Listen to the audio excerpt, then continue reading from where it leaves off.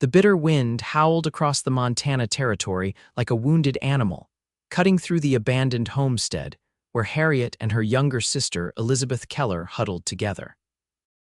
The year was 1876, and the sisters' journey west had ended in disaster when their stagecoach was attacked, leaving them stranded with nothing but the clothes on their backs and a few tattered blankets scavenged from the wreckage. "We'll die out here," 15-year-old Elizabeth whispered, her teeth chattering as the temperature plummeted with the setting sun. At 18, Harriet pulled her sister closer, trying to shield her from the worst of the cold. "No, we won't," Harriet insisted, though the conviction in her voice was undermined by the violent trembling of her own body.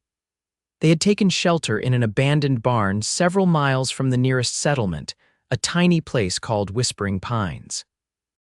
The roof was half collapsed, offering little protection from the elements as snow began to drift through the gaps. 3 days earlier, they had been on their way to San Andreas, California, where their aunt lived after being widowed during the gold rush years.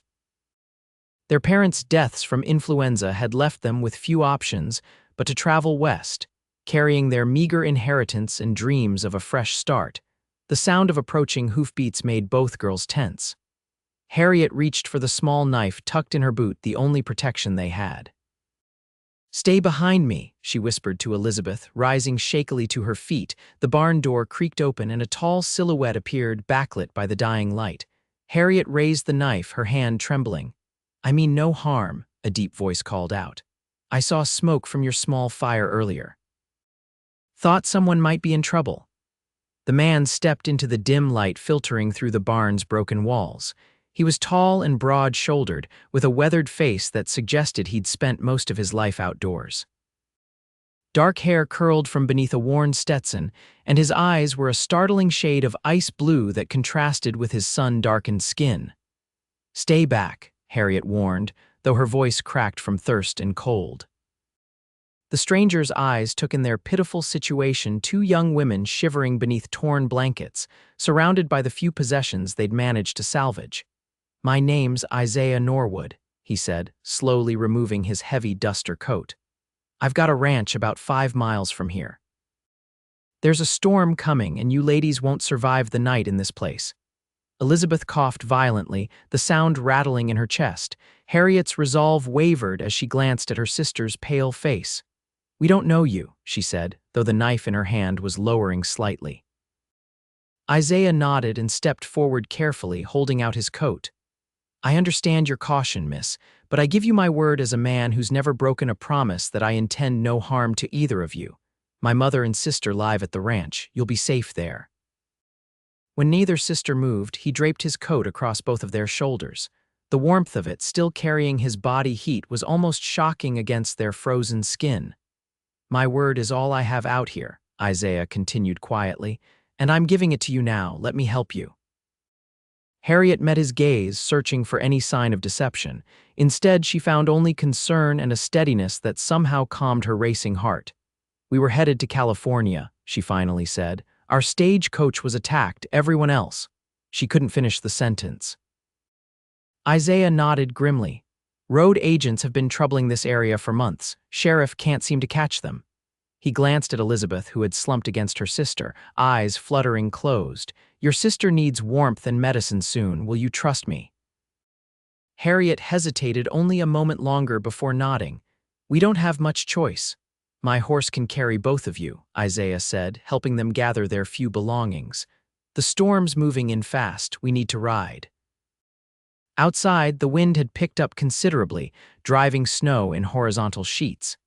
Isaiah helped Elizabeth onto his horse first, then Harriet. He wrapped his coat more securely around them both before taking the reins and beginning to lead the horse through the worsening conditions.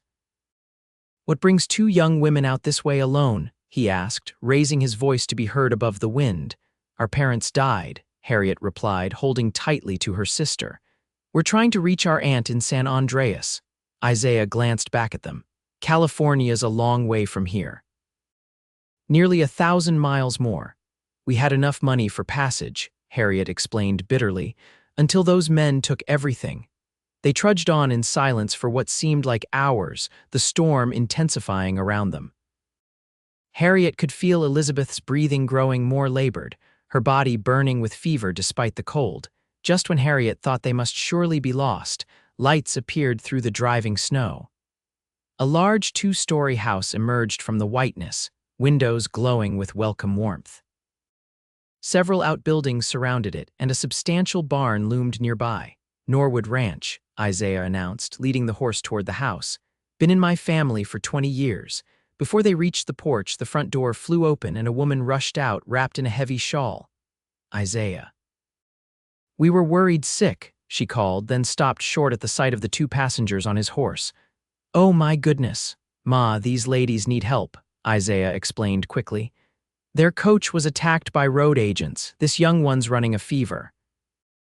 Martha Norwood needed no further explanation.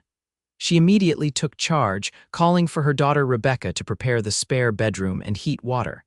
Inside, the ranch house was warm and smelled of freshly baked bread. Harriet felt dizzy with the sudden change in temperature and circumstance, as gentle hands helped her and Elizabeth from their wet clothes and into warm nightgowns. Your sister has pneumonia, I'm afraid, Martha told Harriet after examining Elizabeth.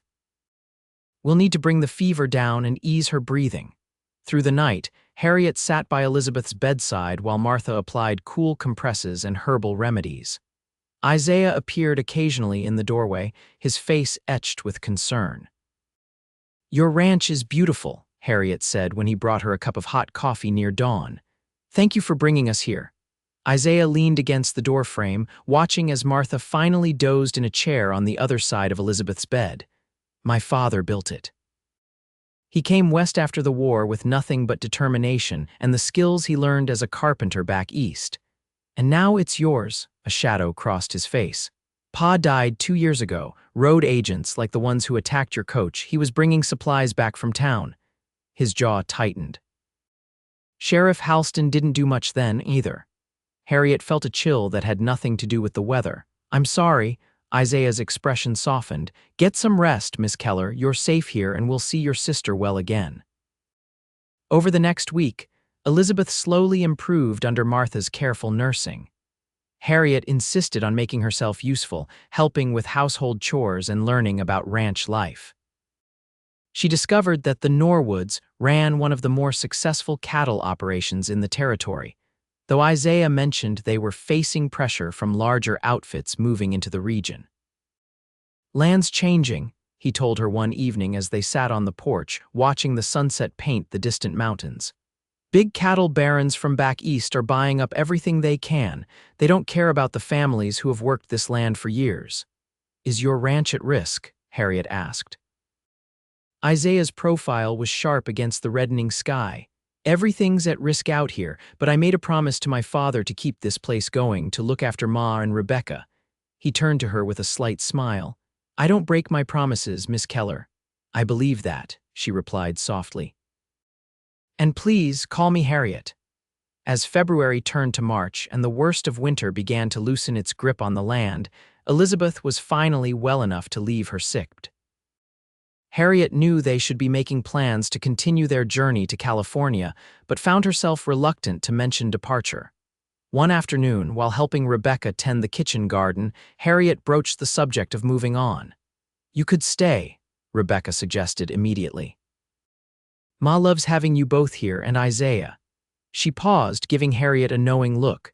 Well, I've never seen my brother smile so much. Harriet felt her cheeks warm. We've imposed on your family's kindness long enough. Nonsense, Martha said, joining them with a basket of fresh eggs. This house hasn't felt so alive in years. Besides, the spring cattle drive is coming up. Isaiah will need all hands at the ranch, and we could use your help, Harriet.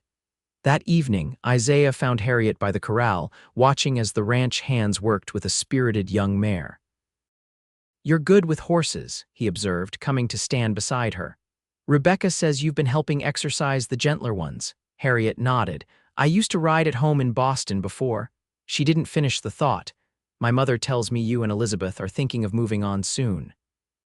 She turned to look at him, surprised by the carefully neutral tone of his voice. We should. Our aunt is expecting us. Isaiah was silent for a long moment, his eyes fixed on the distant mountains. "I'd like you to stay," he finally said, "both of you, at least until after the spring drive." "Isaiah, just think about it," he said quickly. "That's all I'm asking." Before she could respond, a rider came galloping up the road toward the ranch house, his horse lathered with sweat despite the cool evening air. "Isaiah," the man shouted, "trouble in town." Isaiah straightened, instantly alert. "What kind of trouble, Charlie?" The rider, a lean man with a gray-streaked beard, reined in his horse. "Collier and his men are threatening to burn out the Millers if they don't sell. Sheriff's doing nothing, as usual. Dave sent me to ask if you'd come." Isaiah's jaw tightened. Richard Collier again. Man won't be satisfied until he owns the entire territory. He turned to Harriet. "I need to go. The Millers' place is just outside town and they've got young children." "Of course," Harriet said. "Be careful." He hesitated, then reached out and briefly squeezed her hand. "Think about what I said, please." Harriet watched as he strode toward the barn, calling for his horse to be saddled. Charlie, still mounted, looked down at her with interest. "You must be one of the sisters Isaiah rescued," he said. "Folks in town have been talking about it." "Is this Richard Collier dangerous?" she asked. Charlie's expression darkened. "Dangerous enough. He's got money and men behind him, and he wants to expand his operation. Small ranchers like the Millers and Norwoods are in his way." He touched his hat. "Madam," he said, then wheeled his horse to follow Isaiah, who was already mounting up. That night, Harriet couldn't sleep. She worried about Isaiah confronting this man Collier and found herself increasingly concerned about the Norwood's safety. By morning, when Isaiah still hadn't returned, her worry had deepened. Martha seemed unconcerned as she prepared breakfast. "This isn't the first time Isaiah's had to help neighbors stand against Collier," she explained. "He'll be back when he's sure the Millers are safe." Elizabeth, now much recovered, joined them at the table. "Harriet was up all night pacing," she teased. "I think she's sweet on Mr. Norwood." "Elizabeth," Harriet protested, feeling her face flush. Martha smiled gently. "My son is a good man, Harriet, the best I know. And I haven't seen him look at anyone the way he looks at you since Sarah died." Harriet stilled. "Sarah, his wife," Martha explained, her smile fading. "She died in childbirth 4 years ago along with their infant son. Isaiah blamed himself for being away when it happened. He was helping a neighboring ranch fight off rustlers."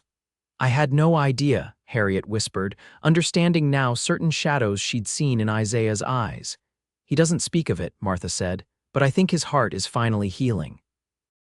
Later that day, Isaiah returned, looking exhausted but unharmed. Harriet met him at the door, relief washing over her at the sight of him. "The Millers?" she asked. "Safe for now," he replied, removing his hat and running a hand through his hair. "Collier backed down when he saw how many of us showed up to support Dave Miller, but he'll be back. He always comes back." That night, after supper, Isaiah asked Harriet to walk with him. They strolled toward a small rise behind the house where a lone oak tree stood sentinel over the ranch. "My father planted that tree the day I was born," Isaiah said as they approached it. "Said a man should leave something growing behind him." In the moonlight, Harriet could see the weariness in his face. "Your mother told me about Sarah," she said gently. Isaiah was quiet for a long moment. "Did she tell you I wasn't there? That Sarah sent for me 3 times while I was playing hero for someone else's family. She said you were helping neighbors in trouble, just like you helped us." He looked away. "I made a promise to Sarah, too, to be there when she needed me." "It's the only promise I ever broke." Harriet reached for his hand. "Sometimes circumstances don't allow us to keep every promise, no matter how much we want to." His fingers tightened around hers. "After Sarah died, I swore I wouldn't let myself care that way again. It hurt too much." He turned to face her fully. "But then I found 2 sisters shivering beneath torn blankets in an abandoned barn, and something changed." Harriet's heart raced as he stepped closer. "I know you have plans to go to California," he continued, "but I'm asking you to consider staying. Not just until the cattle drive, but permanently." He took a deep breath. "I'm asking if you might consider a future here with me." "Isaiah," she whispered, stunned by his directness, "we've known each other such a short time." "Some things don't need time," he replied simply. "Sometimes you just know." Before she could answer, a shout came from the direction of the house. They both turned to see one of the ranch hands running toward them. "Fire!" the man yelled. "The north pasture's burning." Isaiah's face hardened instantly. "Collier," he muttered, then turned to Harriet. "Get back to the house. Make sure everyone's safe." She watched him race toward the stables, already calling out orders to the men. In the distance, an orange glow was visible against the night sky. Martha was organizing buckets and blankets when Harriet reached the house. "Collier's men," she confirmed grimly. "They must have ridden straight here after backing down at the Millers." "What can I do?" Harriet asked. "Help Rebecca get water to the men." "If the fire reaches the dry grass near the house, we'll lose everything." For hours, the ranch hands and Norwood family fought the blaze, forming bucket chains and beating at flames with wet blankets. Harriet worked alongside them, ignoring the smoke that burned her lungs and the exhaustion that made her limbs heavy. Near dawn, they finally brought the fire under control. The north pasture was destroyed, but they had managed to save the house, barn, and remaining grazing land. Isaiah, his face blackened with soot, found Harriet distributing water to the tired men. "You're still here," he said, sounding almost surprised. "Of course I am," she replied, handing him a ladle of water. "Where else would I be?" He drank deeply, then wiped his mouth with the back of his hand. "Half the men said their women fled to town for safety. Can't blame them." Harriet lifted her chin. "I'm not afraid of fire." A ghost of a smile crossed his exhausted face. "No, I don't suppose you are." He looked out across the smoking remains of the pasture. "Collier will pay for this." "The sheriff won't do anything," Isaiah interrupted bitterly. "Sheriff Halston's in Collier's pocket, has been for years." Over the next few days, the damage became clearer. Beyond the lost pasture, Collier's men had opened a fence line, allowing nearly 100 head of Norwood cattle to scatter. The spring cattle drive, which was to provide the ranch's main income for the year, was now in jeopardy. "We'll need to round them up," Isaiah told his men during a meeting in the barn. "Charlie, take 3 men and search the northeast section. Pete, you and Jackson check the canyons to the west. I'll lead a group south." "What about Collier?" one of the older hands asked. "He'll try again." Isaiah's expression was grim. "I've sent word to neighboring ranches. We're forming an association for mutual protection. Collier's been picking us off one by one, but together we stand a chance." Harriet, who had been helping Martha distribute coffee to the men, stepped forward. "I want to help with the roundup." Several men exchanged glances, but Isaiah merely nodded. "Can you handle a horse on rough terrain?" "Yes," she said confidently. "And I'm a good shot, too." This raised a few eyebrows, but Isaiah's slight smile silenced any objections. "We leave at first light." That night, as Harriet prepared her gear, Elizabeth confronted her in their shared bedroom. "You're not really going, are you?" she demanded. "Chasing after cattle with a bunch of cowboys." Harriet continued checking the revolver Isaiah had lent her. "I can't just sit here while everyone else works to save the ranch." Elizabeth studied her sister's face. "You're in love with him," she said quietly. It wasn't a question. Harriet's hands stilled on the gun. I care about what happens to all of them." "Harriet Catherine Keller, I've known you my entire life. I know when you're in love." Elizabeth sat beside her. "What about Aunt Margaret? What about California?" "I don't know," Harriet admitted.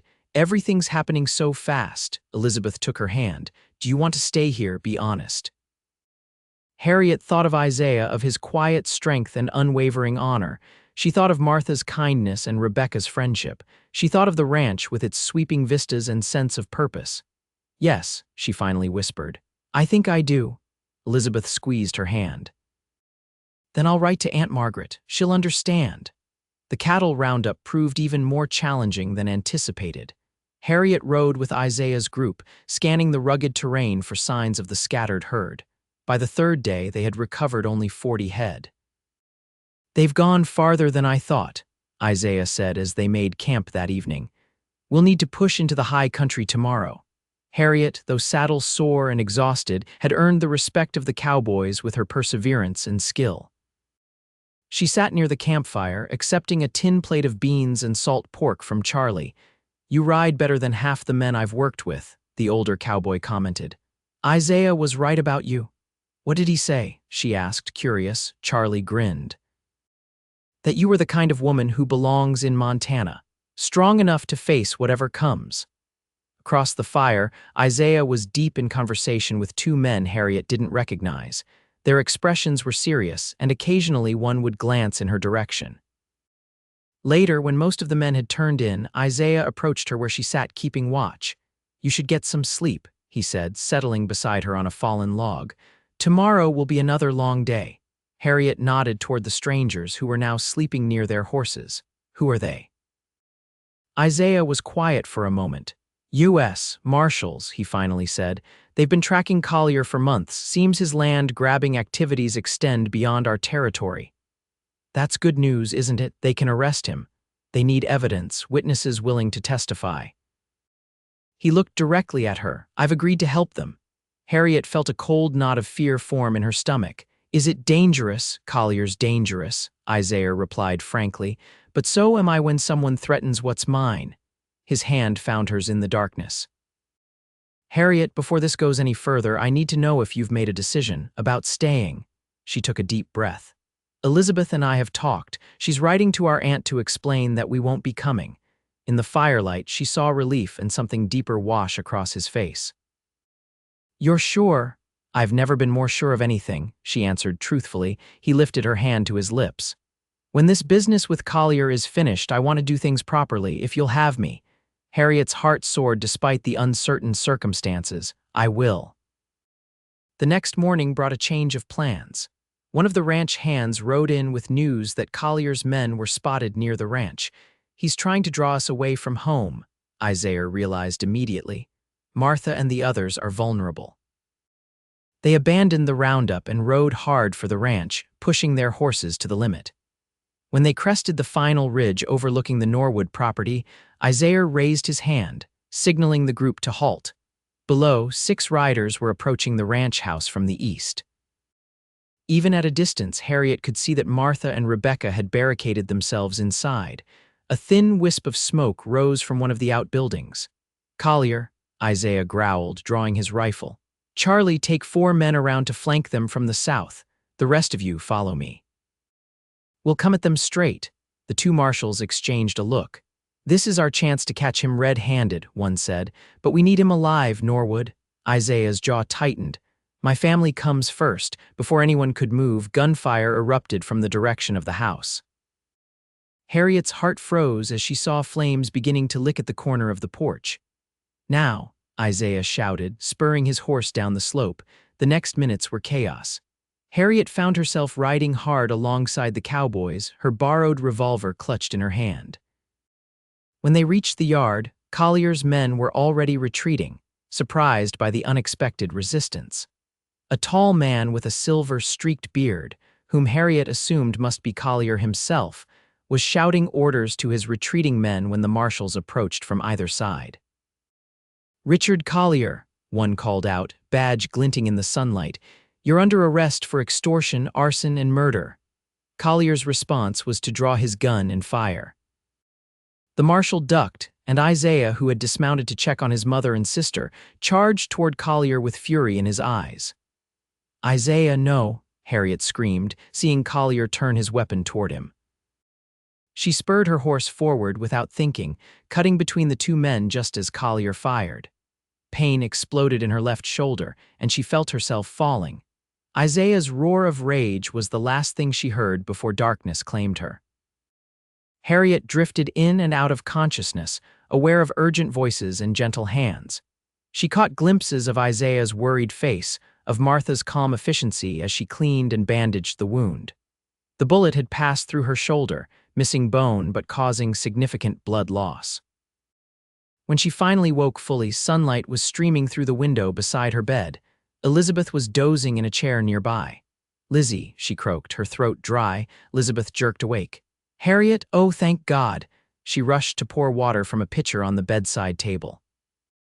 "You've been feverish for 2 days. We were so worried." Harriet sipped the cool water gratefully. "Isaiah, the others." "Everyone's fine," Elizabeth assured her. "Collier's men ran when the marshals showed up. They arrested Collier himself." Her expression grew somber. "Isaiah hasn't left your side except when Martha forced him to eat or change clothes. He blames himself for your injury."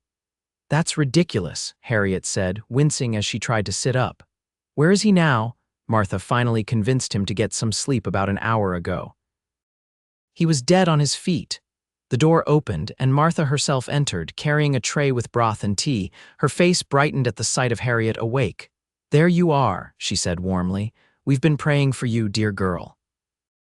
As Martha helped her eat, she filled Harriet in on what had happened after she was shot. Collier was in custody, charged with numerous crimes, including the murder of Isaiah's father. Many of his men had been captured as well, and the territory marshal had removed Sheriff Halston from office pending an investigation into corruption. "The neighboring ranchers have been bringing cattle back daily," Martha added.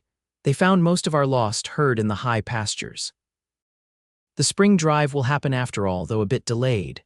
"And Isaiah?" Harriet asked again. Martha's expression softened.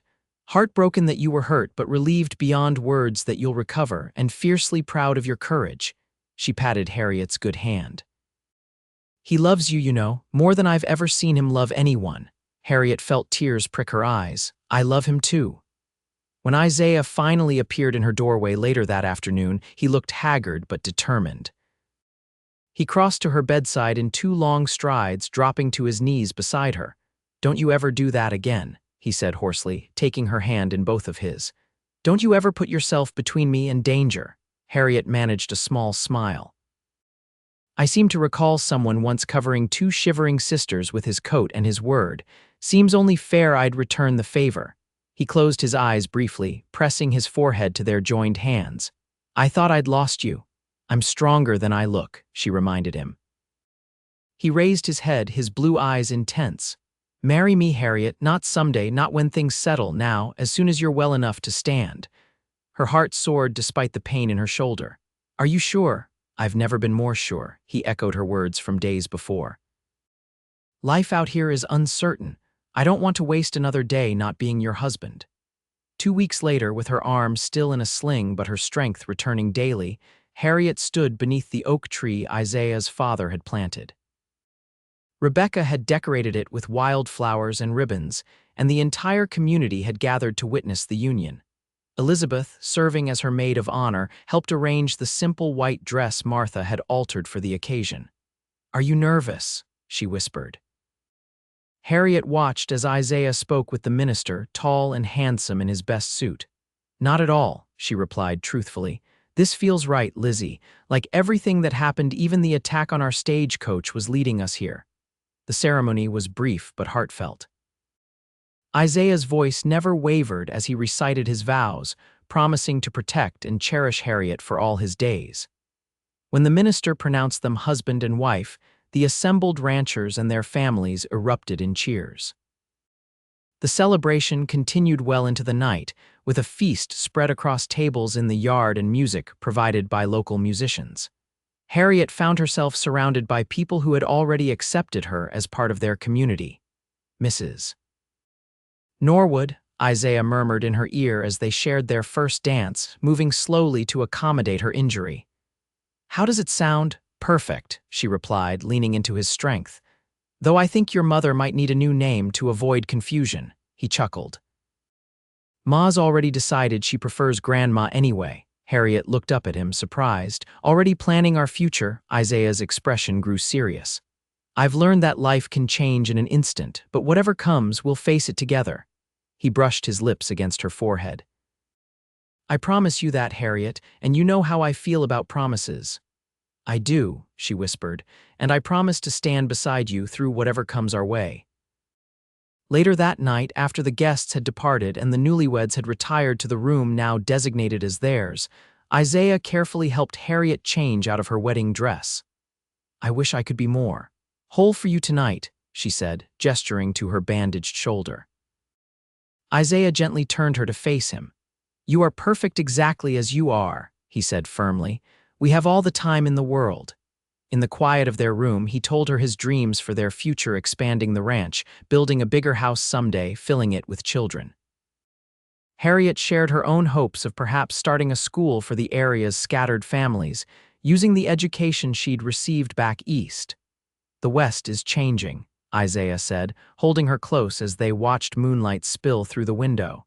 "But we'll change with it, make it better." "Together," Harriet agreed, finally feeling that she had found her true home.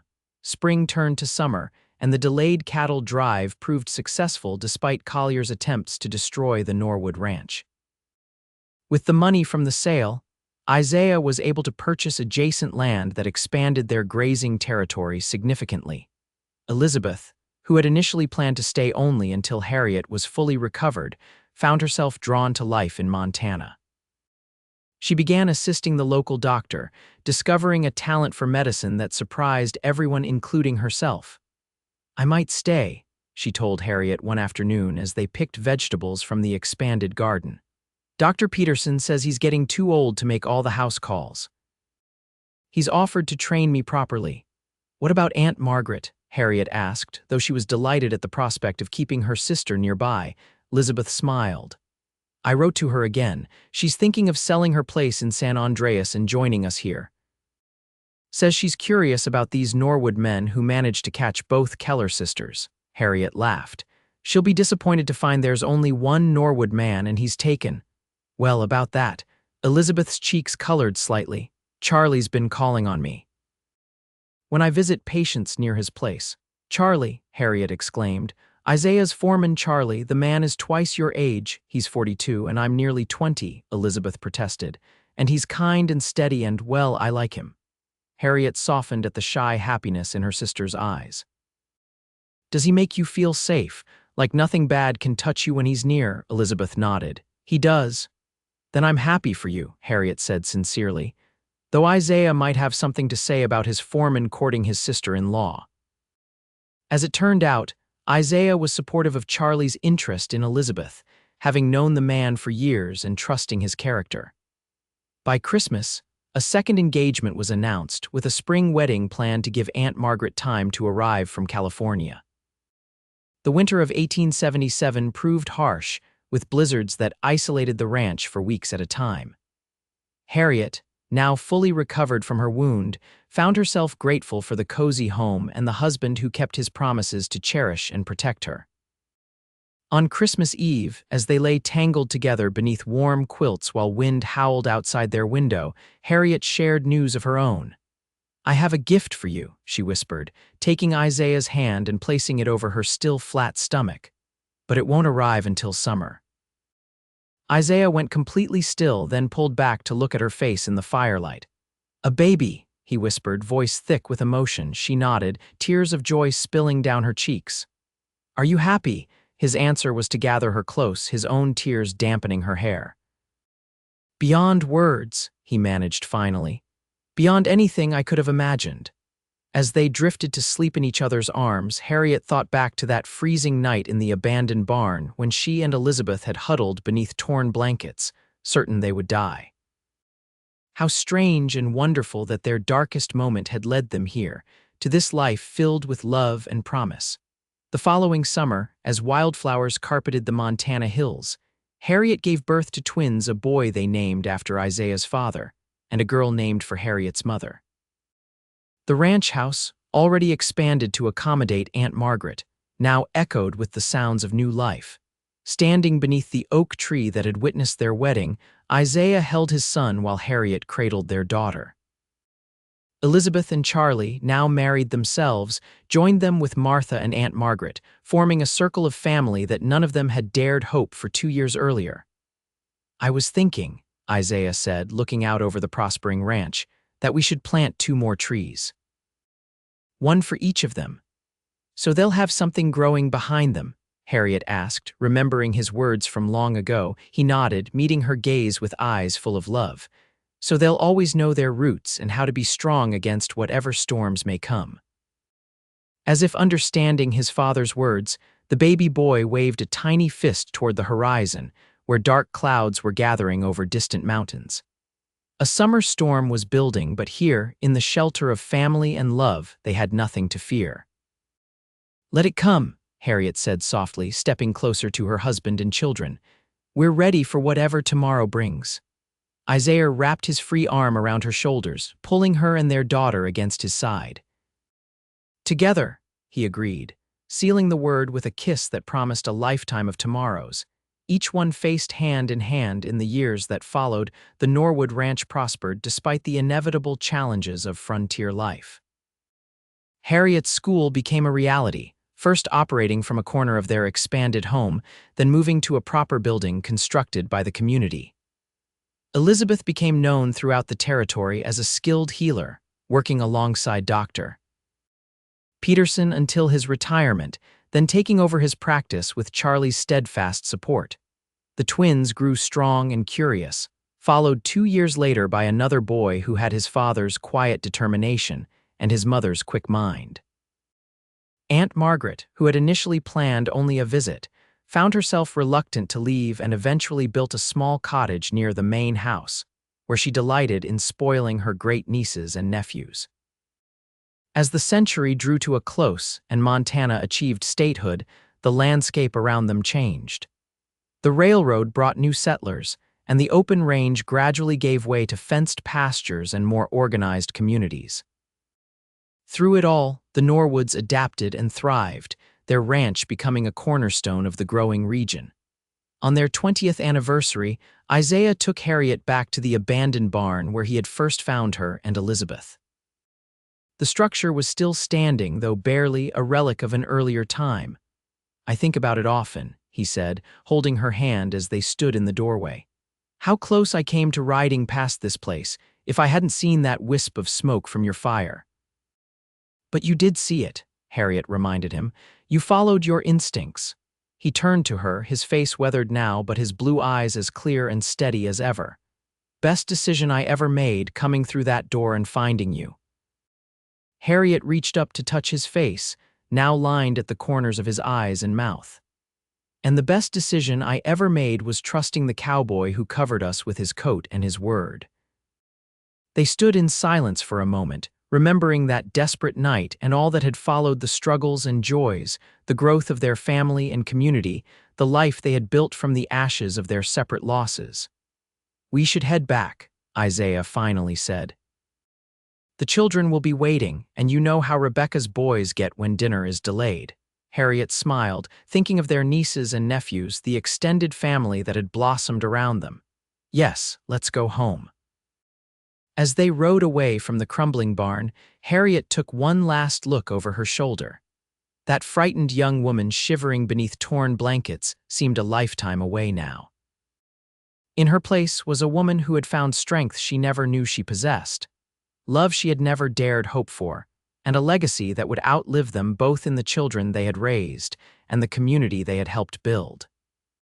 The Montana sky stretched endless and blue above them as they rode side by side toward home. Toward the future, they continued to shape together, with each passing day a future secured by a promise made and kept through all the seasons of their lives.